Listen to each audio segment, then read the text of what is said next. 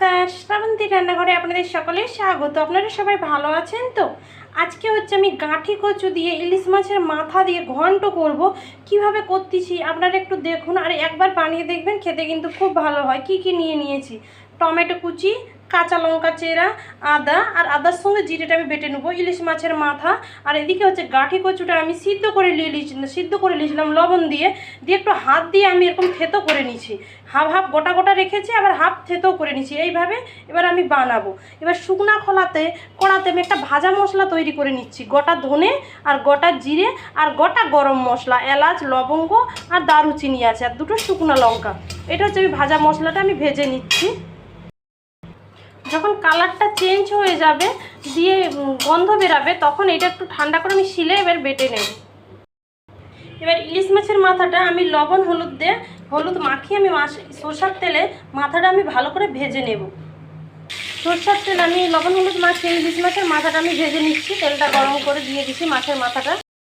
ইলিশ মাছের মাথাটা আমার ভাজা হয়ে গেছে, আমি নামিয়ে নেব। সেই ইলিশ মাছ ভাজার তেলে আমি সামান্য চিনি দিয়ে দিলাম, একটা শুকনো লঙ্কা, তেজপাতা আর 5 ফোড়ন, টমেটো কুচি, কাঁচা লঙ্কা চেরা আর লবণ দেবো। এখানে লবণও দিয়ে দিচ্ছি, দিয়ে এটা আমি ভালো করে কষে নেব। তারপরে সেই শিলে আদা, জিরে আর একটা লঙ্কা দিয়েছিলাম, সেই লঙ্কাটা যেমন পরিমাণে, যেহেতু আমার ফোড়নে দেওয়া আছে লঙ্কা, তার জন্য ওখানে আমি লঙ্কার পরিমাণটা কম দিচ্ছি। দিয়ে জিরে, আদা, লঙ্কাটা ভালো করে এই টমেটোর সাথে কষে নেব। হলুদ দিয়ে দিলাম। এবার হলুদের একটু সামান্য জল দিয়ে দিলাম। যে মশলাটা আমার খুব ভালোভাবে কষানো হয়ে গেছে, এখানে আমি মাছের মাথাটা দিয়ে দিলাম। মাছের মাথাটা এরকম খুন্তির সাহায্যে আপনারা একটু ভেঙে নেবেন। দিয়ে এবার সেই গাঁঠি কচুগুলো দিয়ে দেব। এবার গাঁঠি কচুটাও দিয়ে দিলাম। এবার সব একসাথে আমি ভালোভাবে কষিয়ে নেব। যেহেতু আমি এটা ঘন্ট বা চচ্চড়ি যাই হোক করবো, আমি এখানে না আলু ব্যবহার করি না। আপনারা কেউ যদি একটু আলু দিতে চান তাও দিতে পারে। এইভাবে আপনারা গাঁঠি কচুটা রেঁধে খেয়ে দেখবেন, খুব ভালো লাগবে। আর এইটা যারা চিংড়ি মাছ পছন্দ করে তারা চিংড়ি মাছ দিবেন, তাতেও কিন্তু খুব ভালো লাগে। যে ভালো করে এটা আমি কষাবো। আপনারা যদি কেউ মনে করেন যে এটা খুন্তির সাহায্যে একটু ঘেঁটে দিবেন, সেটাও করতে পারেন। আর সব ঘাঁটবেন না, একটু গোটা গোটাও থাকবে, তাহলে ভালো লাগবে। এটা আমার ভালোভাবে কষানো হয়ে গেছে। এবার এখানে আমি সামান্য জল দিয়ে দেবো, যেহেতু এটা শুকনো শুকনো হবে। এই যে জলটা দিয়েছি, ব্যাস, আর দেওয়া লাগবে না, একদম মাপের জল দিয়েছি। দিয়ে উপর দিয়ে আমি কয়েকটা কাঁচা লঙ্কা ছড়িয়ে একটু আমি এটা ঢাকা দিয়ে দেবো।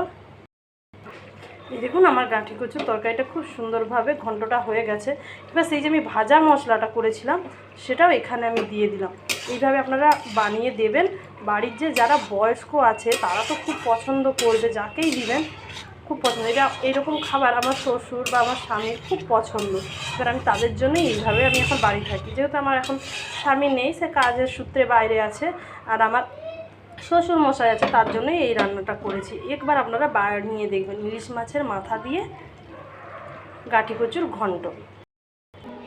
এই দেখুন আমার কত সুন্দর হয়ে গেছে, কি সুন্দর লোভনীয় লাগছে। একবার আপনারা বানিয়ে দিবেন। আর ছোটো ছোটো যে কুচি কুচি চিংড়ি হয় না, সেটা দিয়েও করবেন। সবাই খেতে যে এত প্রশংসা করবে, এত পছন্দ করবে। একবার অনেক সময় এরকম সিম্পল সাধারণ খাবারও এত সুন্দর লাগে। হয়তো গ্রাম বাংলায় এখন এইসব শহর এলাকায় এইসব খাবার অনেকেই ভুলেই গেছে, কিন্তু একবার বানিয়ে দেখবেন, সিম্পলের মধ্যে অসাধারণ হয়। আর আমার যদি এইরকম খাবার বা রেসিপি আপনাদের ভালো লেগে থাকে, শ্রাবন্তী রান্নাঘরে আপনারা লাইক, শেয়ার, কমেন্ট, ফলো করবেন। আপনারা সবাই ভালো থাকবেন, সুস্থ থাকবেন। নমস্কার।